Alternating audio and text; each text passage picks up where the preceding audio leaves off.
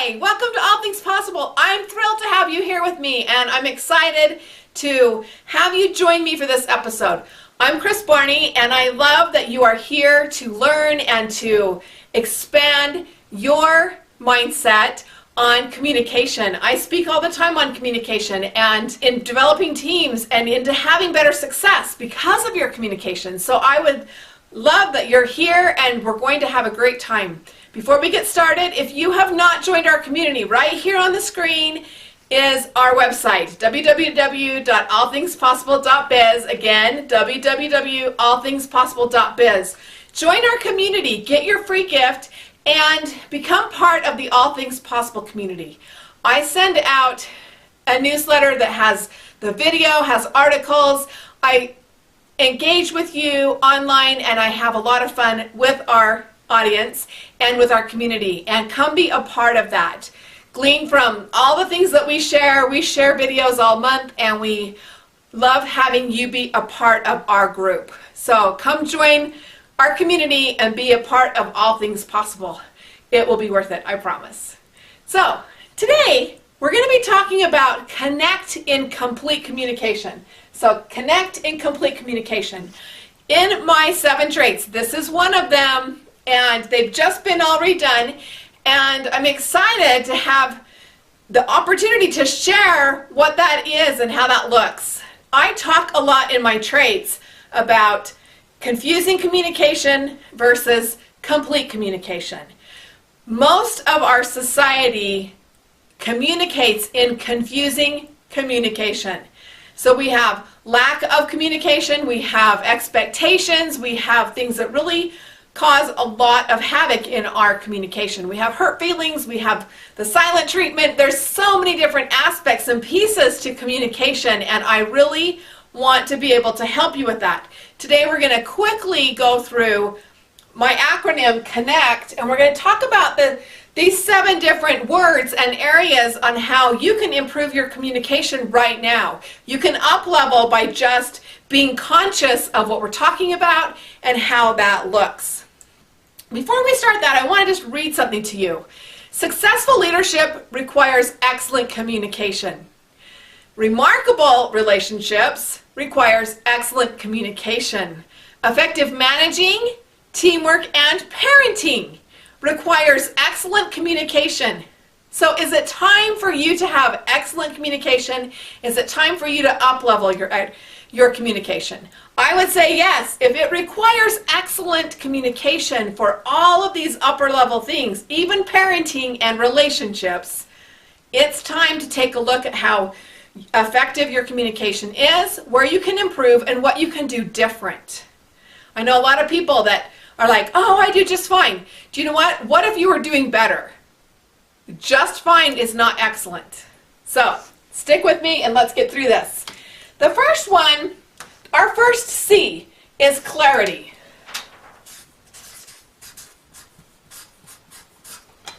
When we have communication issues, a lot of times we can take it right back to clarity. There was no clarity in the communication. We weren't clear on what we were doing. There was confusion, and people weren't happy. Somebody thought somebody meant something else, and there wasn't clear communication. So clarity is really a big key point right here. We need to be clear. We need to ask for clarity if we don't understand.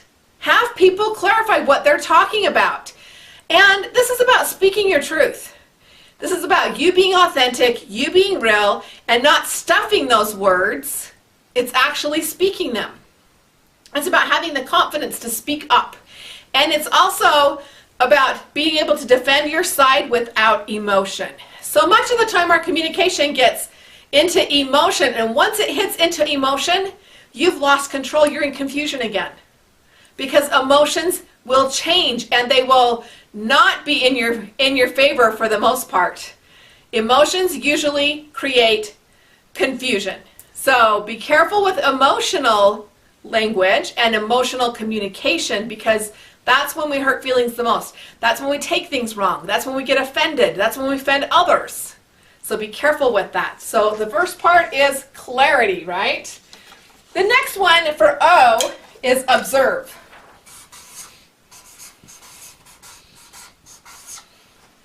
Okay, we have got to be able to observe what's going on. We've got to watch what's happening around us. We need to see things and put it into perspective. A lot of times when we see something, we jump to conclusions. That is not perspective. Jumping to conclusions creates bigger problems, right? So this is about observing what's happening, being okay to stand back and be like, okay, let me just get clear on what's happening, let me get on top of this and be ready to move forward. It's about finding common ground. Take a step back, find common ground, and clarify what's happening so that you have clear communication. And this isn't just like a fight with your spouse. This is having communication with your boss.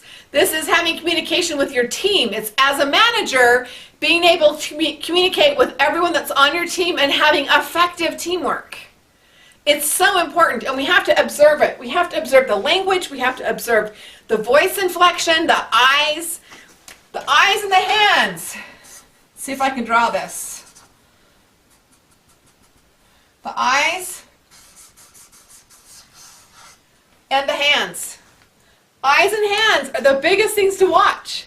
Observe the eyes and the hands. If the eyes are going side to side or up and down, watch for the eyes and learn what those mean. I go through and talk about this a lot, but you can even pull it up on the internet and find out what some of these things mean in body language, and watch exactly what's happening. Observe, okay? Watch and observe are the same thing, right? Observe what's happening so that you're on top of it, that you're able to prevent problems from happening, okay? Common ground. Find common ground, observe where they're at. The next one is our N, and it's for nourish. Whatever you do in communication, the more you nourish your relationships, the more you nourish the way things are happening. And I hate to be right in front of this, sorry about that. But you need to find ways to communicate without being face-to-face. So in our world, we have tons of technology. There's 100 ways to communicate now. It's not just Skype. There's 20 different ways, well, there's probably 100, but I know of 20 ways for you to communicate, for you to see each other across a screen and be complete different countries, okay, clear across the world. So we have to be able to nourish without being face-to-face. Now, if you are face-to-face, one of the best ways to nourish relationships is through touch. Now, if you're at work and you have this relationship, there's a no touchy going on, right? There's problems with that. But what we need to have in our lives, in our relationships, is touch. And so much of the time we get away from that. We get busy and hectic and we get upset with someone and the touch stops. We withdraw from each other. So in relationships with your children, with your families, with those friendships, you need hugs, you need to touch, you need to hold hands, you need to have that connection, you need to have that energy. It's part of our communication, so it creates our complete communication and it gives us a connection. Okay, so we need a connection and we need to nourish this. We need to be able to show love and be able to give that positive connection back and forth in our communication. Now, through technology, it can be hard. You can send a text and it's taken totally out of context and totally wrong. And if you haven't had that situation, you have not been texting enough. It's easy. It's easy to have happen. My take on that is be open to be forgiving, because you may have taken it wrong and it wasn't meant that way at all. So if you're going to communicate through technology a lot and email, be open to the fact that you might be taking it more direct or more negatively than it was meant. Okay, so be open to that, to be able to nourish the relationship beyond being upset. Okay, next one is navigate.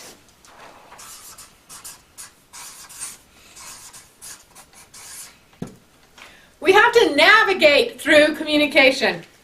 And I keep blocking it, I'm sorry.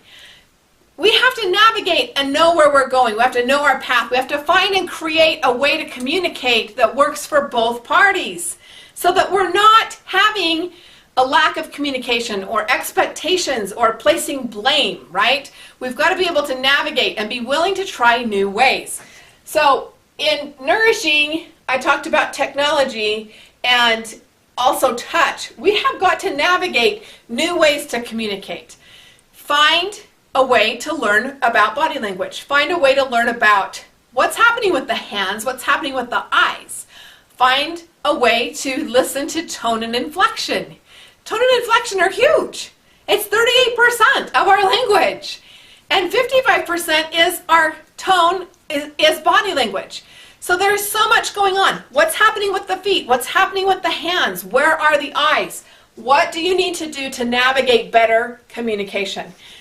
I have young, barely a second grandchild, but I have a young grandchild that's 2.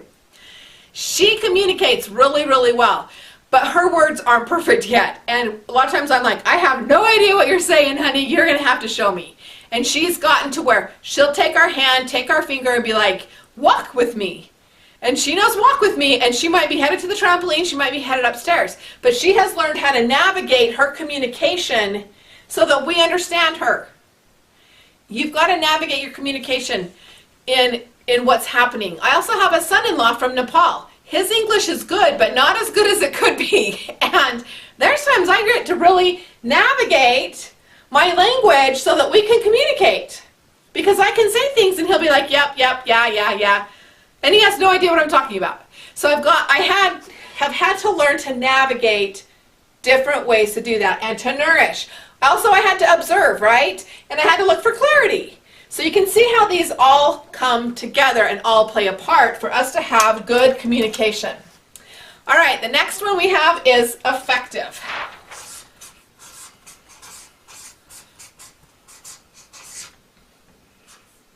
Without even realizing it, I went right into the next one. To be effective with our communication, we have to be able to find where we are having issues, where we're not quite having good communication, and correct it. We need to improve our skill. So just like I said with my son-in-law, I had to observe, I had to get clarity, I had to nourish it. Okay, and I have to navigate. With my 2-year-old, same thing. I have to do all of these things. I have a web designer that we only do stuff online across from different states. And when I work with that person, I have to be able to communicate what I want. I have to be able to say, I want this to go here and this to be there and I want these things to be done. And if it's not done perfect, I have to be willing to step back and go, okay, let's try this again. It's okay, you didn't understand what I meant, and we're looking at things totally different. I'm looking at it as what I think it's going to be. She's looking at it from a graphic design mind, right? So can you understand how being effective in our communication makes a difference? Being able to really be aware of what's going on, focus on the abilities, and be able to move forward with that. Sorry, my black pen went running across the floor. Our next one is considerate.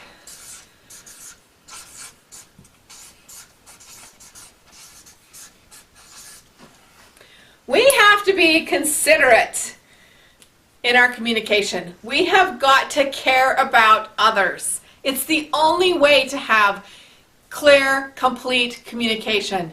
To connect, we have got to have consideration and be considerate of others. We need to be consistent. We've got to be consistent in our communication. That means following through, keeping our word, and doing the things that would be considerate of others. We also need to be courteous. In our communication, so much of the time it's just like, okay, whatever. Nobody likes that.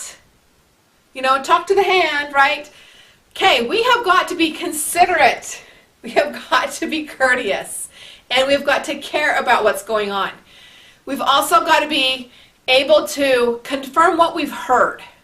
Okay, the best way to be considerate is to say, now, I heard you say that you want this done. Or, I heard that this is the deadline.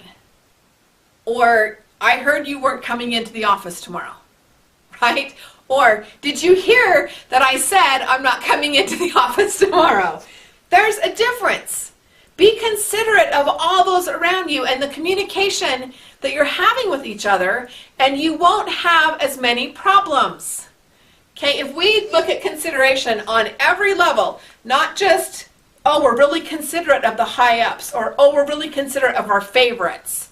Be considerate of everyone that's in that office, that's at your home, right? Be considerate to the strangers. Be considerate in the parking lot at the grocery store, and don't come zipping in and jump in front of somebody who's been waiting to have that parking stall, right? That's communication. So if we're careful in all of our communication, we can have a lot better success. And our last one is train. This is probably one of the most important key pieces. Train yourself to listen. Our society, and if you listen to my CDs or you read my book, our society is losing the skill of listening. We have so many distractions with technology and all the things around us. We're not listening. And when we do listen, we're jumping to an answer and we're trying to give a response. We're more worried about our response than what the question is. We're already thinking of an answer before they're done asking the question. So we need to train ourselves to be better in this area. We need to train ourselves to listen. We need to train others how to communicate better with us. Okay? Like with my 2-year-old. When I told her, show me what you want. I can't tell what you're saying, right? She immediately could say, walk with me. And she knew and took me where she wanted to go. You know, whether it was the pantry or the trampoline, I didn't know, right?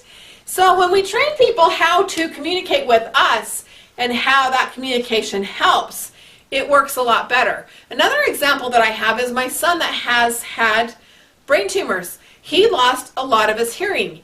And when he's not wearing his hearing aid, he can't hear us. And we've had to train ourselves to be like, he's got to be looking at you, or you have to talk louder and that side, or you have to be able to have his attention, or he'll have no idea what you're talking about. If there's a lot of chaos going on, there's a lot of noise, the TV's going and there's some music, he won't hear you at all. So we had to train ourselves to listen and train ourselves to communicate, to make that communication better. Because it wasn't that we just quit communicating with one of our children, right? So I hope that you've learned a lot with our Connect. This is a huge one, huge one. Is one of the traits that I teach all the time. We need to have good communication, and communication is every day, everywhere we go. Communication's a piece of it. So we need to be on our best game. We need to not have confusing communication. We need to have complete communication. Complete meaning we listen, we talk, we have eye-to-eye contact, we watch body language, we're aware, we have clarity, we observe, we nourish, we navigate, we have effective, considerate, and we train. We train others how to communicate with us, we train ourselves how to listen, and we train ourselves how to communicate. Thanks for being here with me. I would love to have you join our community if you have not joined already. Right here on the screen, allthingspossible.biz. Go to our website, join our community, get your free gift, and be a part of All Things Possible. I love having you here with me, and I love having you be a part of our community and our team and being here with me. Thanks again. I'm Kris Barney, and we'll see you next time here on All Things Possible. Thank you.